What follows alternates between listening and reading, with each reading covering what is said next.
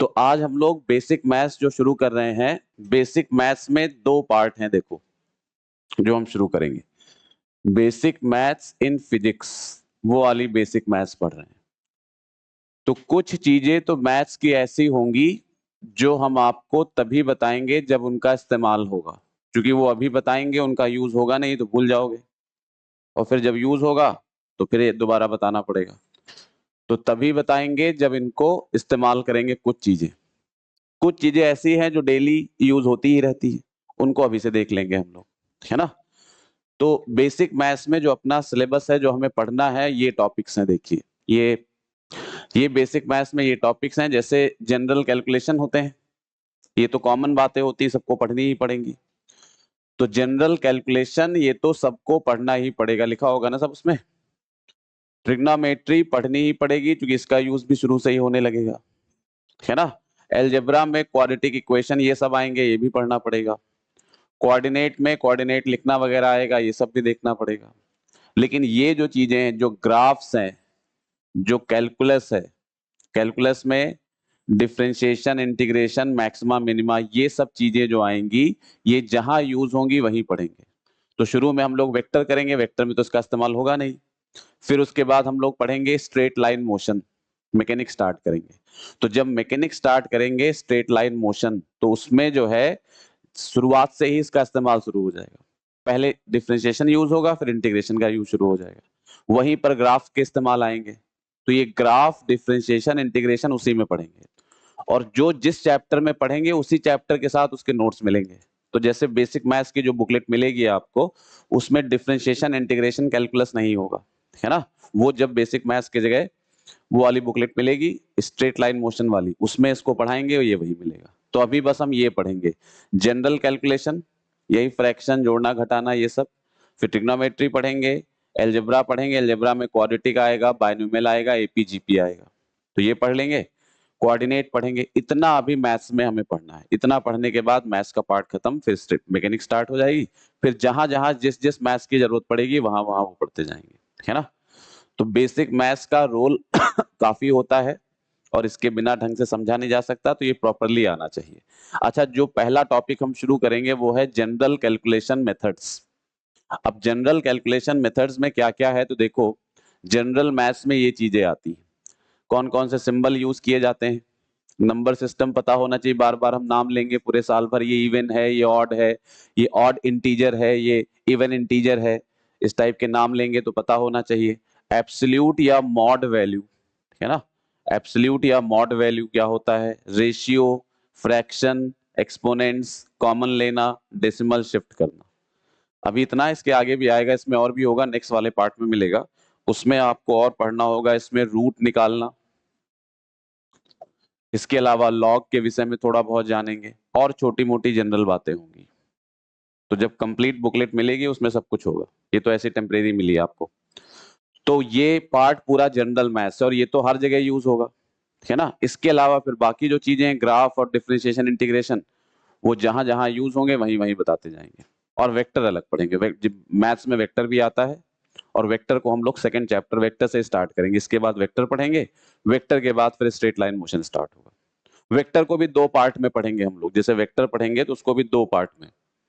Vector में क्या होगा कि जैसे दो पार्ट में वेक्टर पढ़ेंगे। एक पार्ट होगा वेक्टर का जिसमें हम लोग पढ़ेंगे addition and subtraction of vector, जोड़ना और घटाना वेक्टर्स का, ये तो शुरुआत से इस्तेमाल शुरू हो जाएगा। और दूसरा पार्ट हम लोग पढ़ेंगे dot and cross product, multiply करना वेक्टर्स को। जो वेक्टर्स का मल्टीप्लीकेशन होता है, डॉट एंड क्रॉस, ये जो होता है, ये कहां से इस्तेमाल होगा, तो समझ लो इसका इस्तेमाल वर्क पावर एनर्जी, इसका इस्तेमाल वर्क पावर एनर्जी, रोटेशन, वहां सब होगा।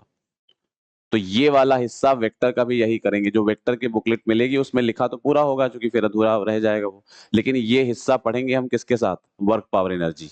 जहां वर्क पावर एनर्जी स्टार्ट होगा वहां पर ये पढ़ाएंगे, है ना। जहां यूज हो रहा है वहीं पढ़ोगे तो ज्यादा याद रहेगा, इस्तेमाल हो जाएगा साथ में, है ना। सब इकट्ठा पढ़ लेंगे, उसके बाद में होगा वो, फिर याद नहीं आता, फिर उसको बताओ दोबारा, उतना टाइम नहीं रहता कि दोबारा उतनी अच्छी तरह बताया जाए। हल्का हल्का बताओ तो वो क्लियर नहीं होता है। तो ये अभी हम लोग वेक्टर में केवल ये वाला हिस्सा शुरुआत में पढ़ेंगे। इसके बाद फिर स्ट्रेट लाइन मोशन शुरू हो जाएगा। फिर आपके एनसीईआरटी में जो ऑर्डर दिया है चैप्टर का, उसी ऑर्डर से आगे क्लासेस चलती रहेंगी।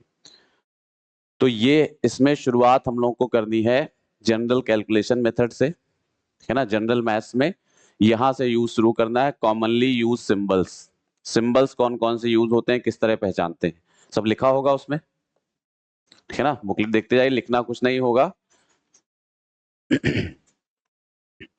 तो कॉमनली यूज सिंबल की टेबल बनी है ना आगे, तो ये सब लोग जानते हो। जो नहीं जानते हो मुझे बताओ, समझा देंगे प्रॉपरली। ये सबको पता है इक्वल, ये सबको पता है नॉट इक्वल। जैसे हमें लिखना है 5 4 के बराबर नहीं है, तो 5 इज नॉट इक्वल टू 4, बताइए सबको। इसके बाद प्रोपोर्शनल का साइन भी सब लोग जानते हो। ये साइन ग्रेटर का होता है, ये लेस का होता है। ग्रेटर और लेस में कई बार कंफ्यूजन होता है कई सारे बच्चों को, तो ऐसे समझ लो जैसे आपको लिखना है, ये लिखा है, तुम्हें ये लिखना है कि x is greater than y। आपको लिखना है कि x y से बड़ा है, x is greater than y। तो इसको समझने का तरीका ऐसे समझ लो कि जैसे ये बनाया, x लिखा y लिखा। अब कौन बड़ा है, x। जो बड़ा होगा वो दूसरे को भोंकेगा, भाला टाइप का बनेगा, वो भोंक देगा। तो देखो बताओ इसमें कौन किसको भोंक रहा है, x y को। तो x बड़ा है, y छोटा, है ना। x लेस देन y लिखना है तो ये लिख देंगे, y x को भोंक रहा है तो y बड़ा x छोटा, तो y ग्रेटर देन x। तो पता है सबको ये। इसमें शर्म मत करिएगा, किसी को कुछ भी ना पता हो हमें बताइएगा, है ना। और अगर कोई गड़बड़ी हो तो बताइएगा। ये तो ये जैसे लिखा हो बहुत बड़ा है कोई चीज या बहुत छोटा है, जैसे 5 4 से बड़ा है ना। लेकिन 5000 4 से बहुत बड़ा है, और बहुत बड़ा को डबल ये लगा देते हैं, है ना। तो जब बहुत बड़ा लिखना होता मच ग्रेटर, तो ये दो बार बना देते हैं। अब 2 बार के बाद ऐसा नहीं कि और बड़ा लिखना है तो 3 बार बना देंगे, 2 बार काफी है, 2 बार ही बनाते हैं। तो 5000 4 से बहुत बड़ा है तो डबल ग्रेटर बना देंगे। समझ आती बात है। छोटा होता तो डबल लेस बना देते, समझ आएंगे। ये वाला साइन लगभग का है। जैसे मान लो कहीं पर तुम्हें बताना है कि 5 जो है वो लगभग 5.001 के बराबर ही है ना। तो ये लगभग का साइन होता है जो ऐसे बना देते हैं।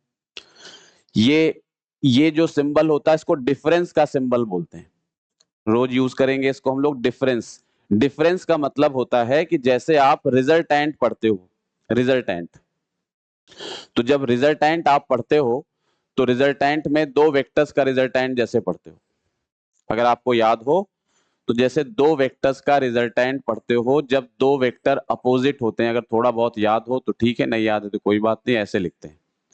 तो जब इनका रिजल्टेंट लिखते हैं तो लिखते हैं ए डिफरेंस बी। इस वाले सिंबल को क्या बोलते हैं, डिफरेंस। डिफरेंस का मतलब होता है घटाना है दोनों को, और बड़े में से छोटे वाले को घटाना है। अगर ए बड़ा है, अगर इसमें ए बड़ा है, इसका मतलब होता है अगर ए बड़ा है तो ये क्या हो जाएगा, R equal to A minus B.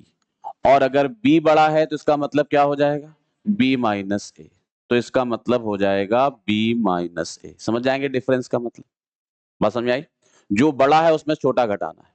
तो जैसे अब ऐसे लिखा है ए माइनस बी, तो ये बताओ ए डिफरेंस बी हमेशा कैसा आएगा, पॉजिटिव कि नेगेटिव की, कुछ भी आ सकता है, पॉजिटिव। जब बड़े में से छोटा घटाएंगे तो कैसा आएगा, हमेशा पॉजिटिव। डिफरेंस समझ में आ गया क्या है, लगभग बराबर। ए डिफरेंस बी मतलब ए और बी में, सॉरी डिफरेंस का मतलब है बड़े में से छोटे को घटाना। तो ए डिफरेंस बी मतलब क्या करना है, ए माइनस बी। बी डिफरेंस ए या ए डिफरेंस बी का मतलब बड़े में से छोटे को घटाना है। डेल्टा एक्स जानते हो, चेंज को लिखते हैं, delta Y, delta T, delta X सब लोग पता है। डेल्टा का मतलब चेंज, फाइनल माइनस इनिशियल। तो डेल्टा का मतलब चेंज, फाइनल माइनस इनिशियल। जो भी तुम्हें एक्स्ट्रा लिखना हुआ करे उसी के साथ साथ वहीं लिख लिया करो जहां लिखा है। ये सिंबल सिग्मा का होता है, सिग्मा का मतलब जोड़ना। तो ये सिग्मा बोलते हैं इसको, इसका मतलब होता है the sum of all quantities. इसको समझ लो एक बार। जैसे लिखा है sigma i equal to 1 to n x i, जैसे लिखा हुआ है sigma i equal to 1 to n x i, sigma i equal to 1 to n x i. तो ये जो लिखा होता है इसका मतलब होता है कि यहां पर जोड़ना है। सिग्मा का मतलब क्या होता है? जोड़ना। तो पहले तो ये समझ लो, सिग्मा का मतलब जोड़ना, एडिशन। ठीक है ना, जोड़ना। अब कहां से कहां तक जोड़ना है, किसको जोड़ना? तो यहां क्या लिखा है? एक्स आई, मतलब एक्स को जोड़ना है। आई जो है ये क्या बता रहा है? आई की वैल्यू कहां से कहां तक जा रही? 1 से n तक। तो मतलब आई की वैल्यू रखते जाओ, तो जो नंबर आते जाएंगे उनको जोड़ते जाओ। क्या मतलब है? देखो, जैसे आई की वैल्यू कहां से शुरू हो रही बताओ? 1 से। तो पहले आई 1 रख दो, क्या बन जाएगा बोलो? x1। तो x1 पहला नंबर हो गया। अब इसमें क्या जोड़ दोगे? i2 रख दो, क्या आ जाएगा? x2। फिर इसमें और क्या जोड़ना? i3 रख दो, क्या आ जाएगा? x3 and so on. जोड़ते जाओ और ये x। बात समझ में आई ना? ये इसमें कोई दिक्कत तो बताइए किसी को, समझ लोगे सब लोग? चलो बताओ इसका नंबर, इसका मतलब जैसे ऐसे लिखा ना लिखा हो, जैसे ऐसे लिख दिया सिग्मा एन, सिग्मा एन ऐसे ही लिखा हुआ है सिग्मा एन। कह रहे हैं इसका मतलब बताओ क्या होगा। और ना लिखा हो या ऐसे लिख दें, ना भी लिखें तब भी वही मतलब है, लिख भी दें n equal to 1 to n। तो बताओ मतलब समझ जाओगे क्या है? बताओ पहले n की जगह क्या रख दें? 1, तो पहला नंबर 1 आ गया। फिर n की जगह क्या रख दें? 2, दूसरा नंबर 2 आ गया। समझ में आ रही बात ये? फिर n की जगह क्या रख दें? 3, तीसरा नंबर 3 आ गया। समझ आ रही बात सबको? कहां तक नंबर रखना है? n तक। तो ये आ जाएगा +4 +5 +10 10, कहां तक आ जाएगा? n तक। ये इसका मतलब, समझ जाएंगे? और बताओ, और देखो लिखा हुआ है सिग्मा, चलो बोलो, सिग्मा n स्क्वायर और 1 to 4, इसकी वैल्यू बताओ। सिग्मा n स्क्वायर 1 to 4 बना लोगे कि नहीं बना लोगे? बताओ यहां किसको जोड़ना है, पहले ये बताओ। नहीं नहीं, किसको जोड़ना है? किसको जोड़ना है? n स्क्वायर को। और n की वैल्यू कहां से कहां तक लेनी है? 1 से 4। समझा रही बात ये? तो n स्क्वायर जो यहां लिखा है उसको जोड़ना है, कहां से कहां तक वैल्यू लेनी है? 1 से 4। तो पहले n की जगह क्या रखेंगे? 1, तो 1 स्क्वायर हो जाएगा। तो 1 स्क्वायर, समझ आई बात सबको? फिर प्लस n की जगह क्या रखेंगे? 2, तो क्या हो जाएगा? 2 स्क्वायर। फिर n की जगह क्या रखेंगे? 3, क्या हो जाएगा? 3 स्क्वायर। फिर n की जगह क्या रखेंगे? 4, और बस 4 ही तक लेना है। अब जोड़ लोगे कि नहीं जोड़ लोगे? तो जोड़ोगे तो ये 16 आएगा, 9 25 4 29 1 30, क्या आंसर आ जाएगा? 30। समझ आ गई बात? ये कर लोगे इसको?